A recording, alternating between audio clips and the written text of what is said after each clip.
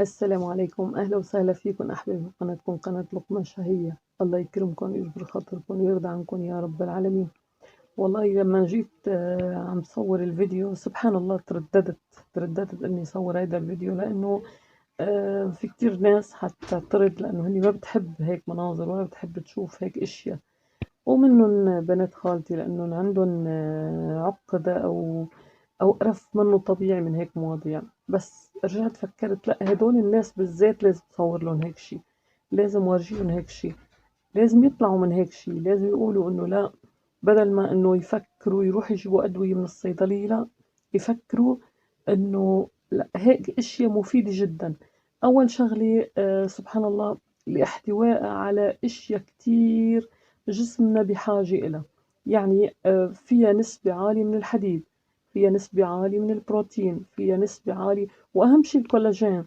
الكولاجين سبحان الله مع طهي الكروش والكراعين وراس الغنم مع الوقت على النار بيتحول لمادة اسمها جلاتين.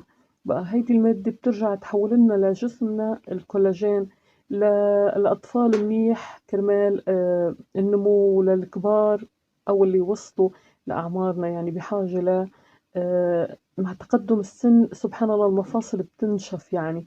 بقى هيدا الكولاجين كتير مفيد. يعني هاي المادة الجلاتين مفيدة للكولاجين اللي بيعمل كولاجين بجسمنا. عداكم من الحديد، عداكم البروتين، عداكم عن الألياف اللي موجودة.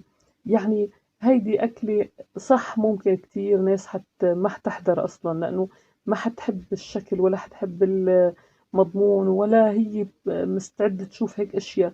من بيناتهم الوالدة الله يوجهها الخير ما بتحب هيك أشياء أبدا. بس سبحان الله، أنا لعلمي قد إيه هي هاي الأشياء مفيدة، وخصوصا بأيامنا في أمراض كتير ونحن سبحان الله يعني يمكن زمان أيام ستي وجدات الكبار كانوا يعرفوا هيك قيمتها، بقى بيستهلكوها كتير كل فترة، ما في بالشهر يمكن مرتين كمان بيستهلكوها كتير. اليوم لأنه انقطعت، ما حقول بيستخدموها قليل بالسنة ورا، لأ، انقطعت يعني ما بقى حدا يستعملها أبدا، ولا حدا ياكلها أبدا آه، إلا الناس اللي بتعرف بهيدا الموضوع. لهالسبب الأمراض كترت، وسبحان الله صارت الناس تتوجه للأدوية والصيدليات. يعني سبحان الله، بقى أنا بقول إنه هيدا لابد منه هيدا الفيديو، يعني ما كنت بدي أحطه على إنه ما حنزله. رجعت قلت لأ، لازم نزله حتى قلن إنه لأ، هاي الأشياء لو ما حبيتوها، لو نفسكن بتعافوا، بس لازم تستخدموا هيك أشياء من الوقت للوقت، ما بيضر أبدا، وبتغنيكم عن كمية أدوية.